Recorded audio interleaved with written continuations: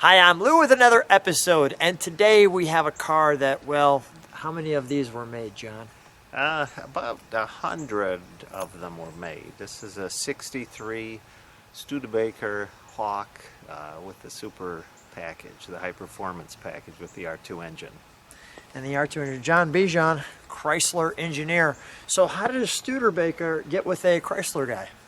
I had the Studebaker before I had any other cars, so it's kind of, it's been around here 30 plus years. Wow. So this is a family member. Almost a grandparent. Almost a grandparent. Let's take a look at this one. And the sun is out, so I'm going to take advantage of that and come right here so you can take that in. That truly is a Gran Turismo. Now this one is unique because there's a special little badge, not just the Gran Turismo. Now, did you restore this? How did this happen, John? I bought this car about in 1985, and at that time I didn't even know what it was, but it was a car with a full performance package. So it came with the R2 engine, disc brakes, front and rear sway bars, traction bars, red instrument lighting on the dash. And why the red instrument lighting? Sherwood Egbert was the president of Studebaker at the time and was a pilot.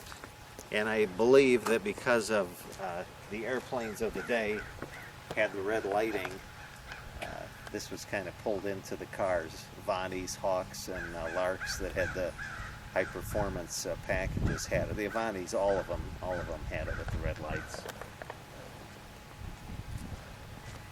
And that right there's the badge. That's it.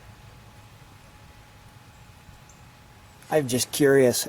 Have you ever seen that badge, like to try to find one or something like that? I mean, is it just impossible to find? One thing about Studebaker parts, at least in the past, you could find these parts at swap meets and that. Turn signal lights up? It lights up. It comes on with the headlights. Oh, it comes on with the headlights. Okay, so that's pretty cool. And the very Thunderbird-like top to it. And let's take a look at the back. The Studebaker Hawk. So this one's got kind of a long name. The Studebaker Hawk Gran Turismo R2. Let's go to the trunk, shall we? Because we're going to share a little bit about what the R2 is about. Before we go right there, what is it? Is that aluminum? What is that piece? That's aluminum. That's probably one of the hardest pieces to find for the car. This one? It represents like a rear grille. Yeah. And even the tail lights, just very classy. This emblem looks almost presidential. It looks very official, very formal. Let's take a look in the trunk, shall we? We've got some treats for people. Now that antenna was an option. Correct. That's the, you either got it up on the left front fender or on the trunk. So let me just show, well, let's show the overall trunk first. And let me show the options on this one. So it originally came as a car like that. The no charges, and then you'll see the big option and another big option, the automatic floor shift. So this car is kind of a loaded car. Would that be fair? That's fair. It cost almost as much as a Corvette in a day. Yeah. And this is the, I opened the book right to the meat, if you will. The powerful jet thrust V8 performance, or the top economy. Now this is 62? 63. 63, excuse me, 63. You can see some of the other engines were not there. But the jet bolt, or jet thrust, jet thrust. The supercharger. Now I know that performance people, 64 is considered the muscle car's start, if you will. But in 63 to have that, that's pretty impressive. Also, I'm just curious. We've got trucks, specs, upholstery. With the this color on this car is unique to the Supercharged also, correct? Yes, as I understand it, you could only get the Super Red, which is what this is, if you order the high performance package.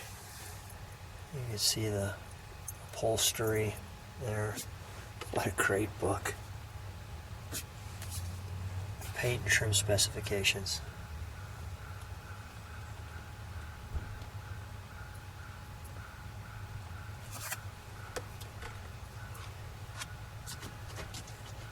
Very cool. Very cool.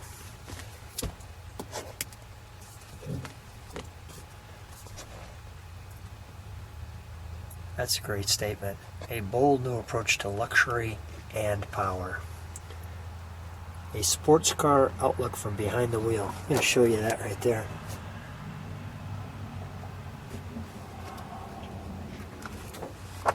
Some of the other cars in that time frame. Let's go right to it, shall we?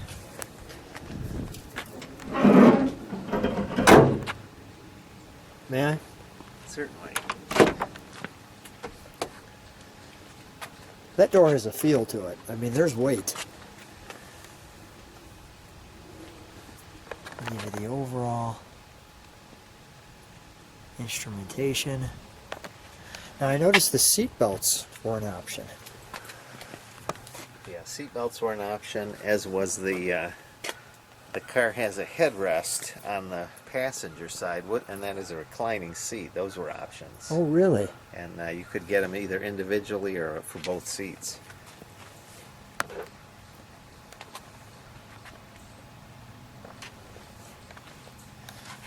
We've got the cranking windows.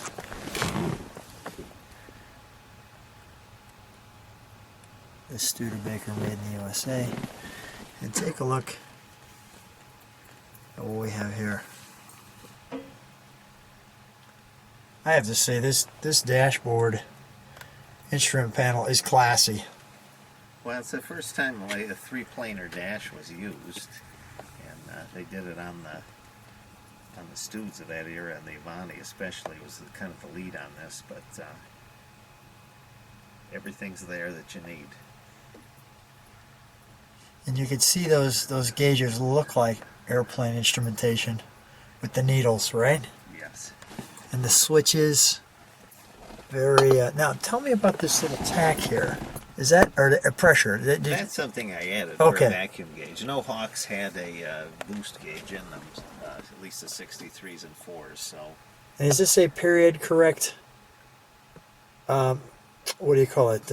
Tissue dispenser. Tissue dispenser, thank you. That is a Studebaker accessory. I Yes. saw that. Holy cow! Where did you find that? That I found at a swap meet as I did these floor mats, which are also a Studebaker accessory. Really? I mean, that's fun when you find something like that. It's like Christmas. Oh, look at that. Also has the Studebaker compass. The Studebaker compass. I'm glad you pointed that out. I might have missed that.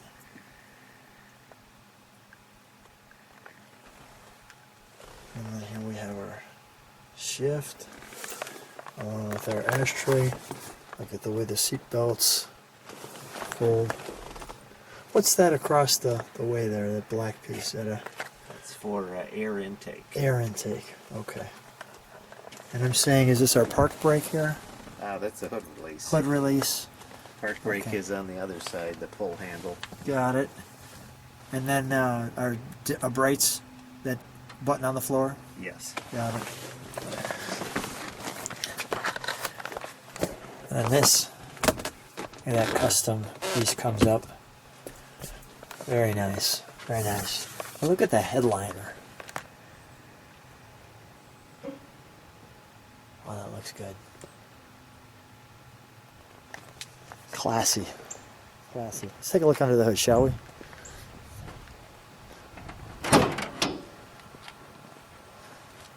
Now, this was a cloudy day when I took off from Illinois, and the sun's hitting it just right.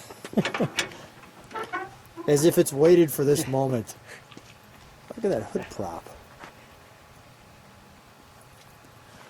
Well, you're not missing that supercharger.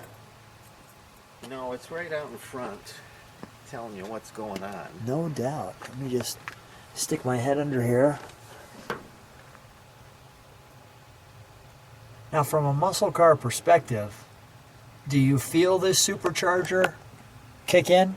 Feel it mostly 40 to 70 is where I feel it. It doesn't, it's not going to come off the line strong, but in the mid-range, hang on. Really?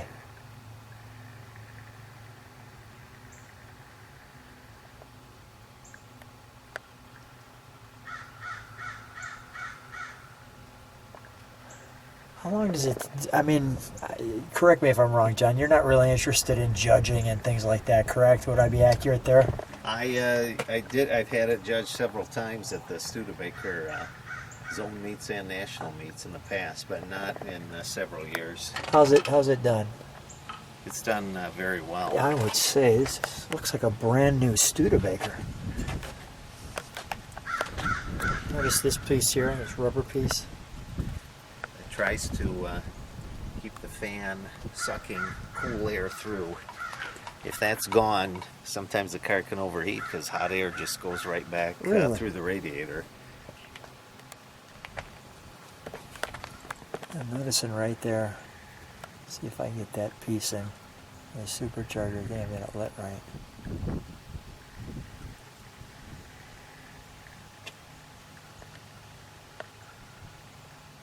And move it just so I can see it right.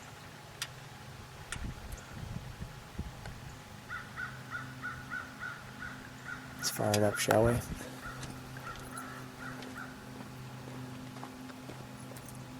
Is this difficult to work on? Definitely. Definitely, okay.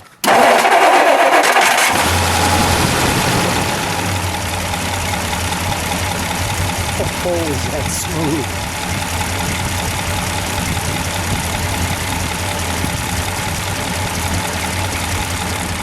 Wow, is that smooth? It's smooth, but if you want to do the spark plugs, it's going to take a couple of hours. People that say the old cars are easy to work on, well, some of them are, and some of them are packed in like this one. What's the response when you're driving this? A lot of people don't know what it is. Being Studebaker's been out of business quite a few years, but everybody's happy to see it. Everybody's happy to see it. I'm going to listen to the exhaust now, please. That's about 40 degrees out here, which is why you're seeing the smoke. Can you step on the brakes for a second, John? Thank you. Just throw it in reverse for just a moment. Perfect. Thank you.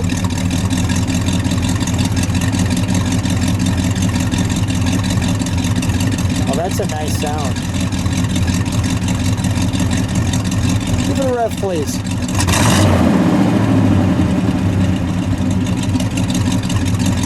One more time.